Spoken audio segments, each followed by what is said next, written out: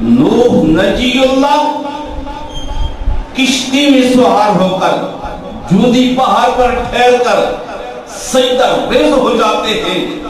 جبریل امین پوچھتے ہیں سجدہ کیوں کرتے ہو؟ کہا اس لیے کہ مجھ سے میرا رب راضی ہے. نوح نجی اللہ نے کہا مجھ سے میرا رب راضی ہو جائے. عزیز محترم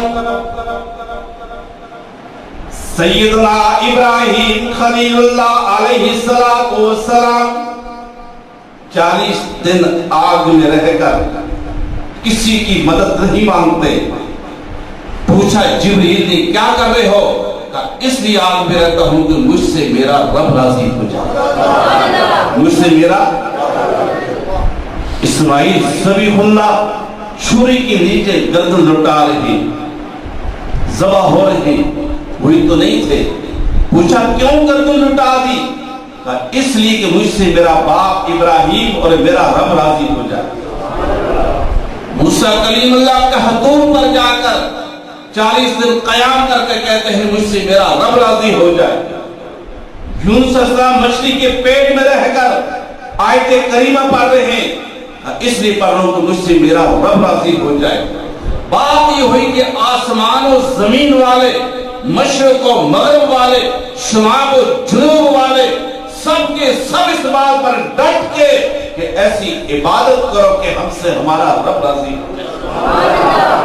1,24,999 نبی 1,00,000 بولو 1,09,000 نبی کا یہی دعویٰ ہے. اس لیے عبادت کرتے ہیں کہ ہم سے ہمارا رب راضی ہو جائے. مسجد بنا رہے ہو رب راضی ہو جائے، خانقاہ بنا رہے ہو رب راضی ہو جائے.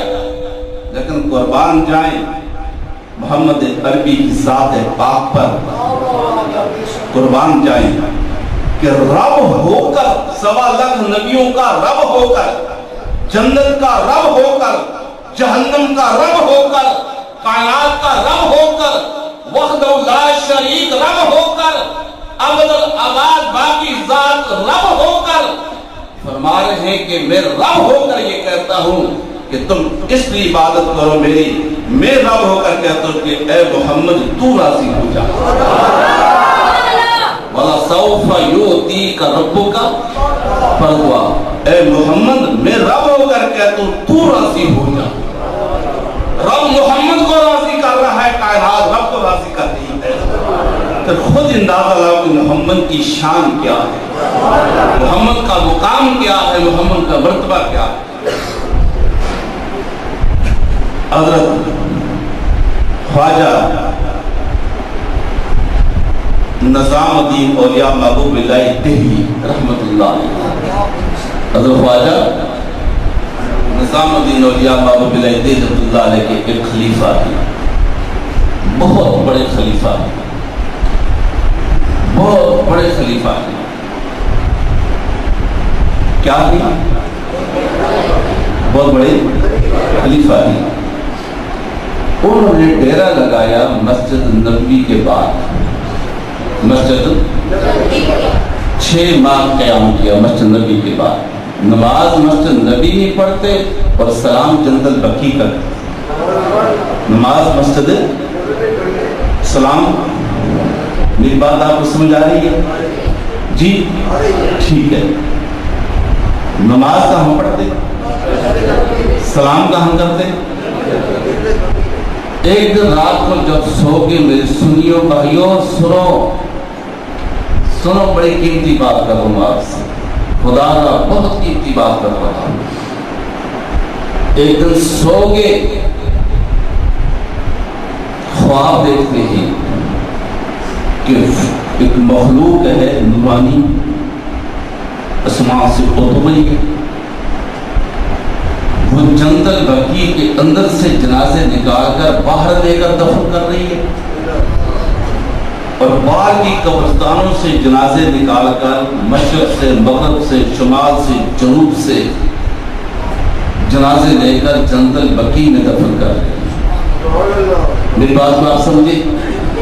جنت البقیع سے جنازے نکال کر کچھ بولو. اور باہر سے جنازے لے کر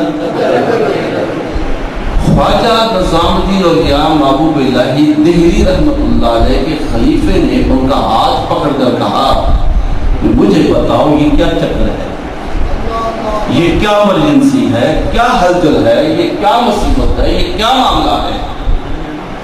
تو انہوں نے کہا کہ اے شخص بات یہ ہے کہ ہمیں اوپر سے آرڈر ہو چکا ہے, اوپر والے سے آرڈر ہو چکا ہے. کہاں سے؟ کہہ دو اللہ اللہ اللہ اللہ اللہ اللہ اللہ اللہ اللہ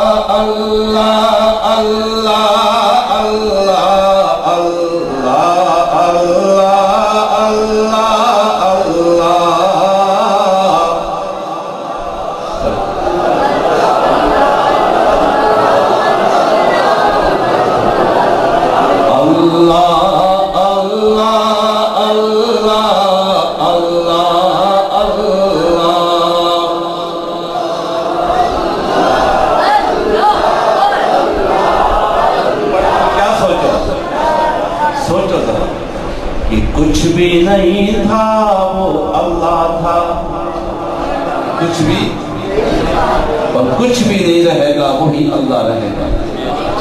کچھ بھی اللہ اللہ اللہ اللہ اللہ, کچھ بھی نہیں رہے گا, کچھ بھی. کہیے کیا چکر ہے, کیا کہا, یہ کیا چکر ہے, کیا ایمرجنسی ہے, کیا ہلچل ہے. بڑی قیمتی بات ہے. جاکر صاحب نے لنگر آپ کو کھلا دیا. انہوں نے کہا ہم فرشتے ہیں. نظام الدین اولیاء کے خلیفے سے کیا کہا, ہم فرشتے ہیں. ہم کیا ہیں, ہم فرشتے ہیں. ہمیں اوپر سے آرڈر ہوا ہے. کہاں سے آرڈر ہوا ہے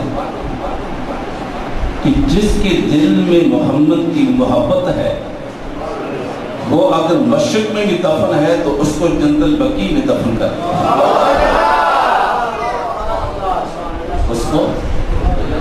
اس کو اور جس کے دل میں محمد کی محبت نہیں ہے وہ بدقسمتی سے جنت البقیع میں دفن ہو چکا ہے, تو اس خبیث کو یہاں سے نکال کر باہر دفن کر. سمجھ میں بات آ گئی, سمجھ میں آ گئی بات. جس کے دل میں محمد عربی کی محبت ہے وہ مشرق میں دفن ہے, تو فرشتوں اس کا جنازہ اکرام سے اٹھا کر حضور کے پڑوس میں لے آؤ, اندر دفن کرو کہ بغیر حساب کتاب کے اٹھے گی. اور اگر کوئی شخص جنت البقیع میں دفن ہو چکا ہے مگر اندر خالی ہے, آمنہ کے شہزادے کے خلاف ہے, اس کو نکالو باہر.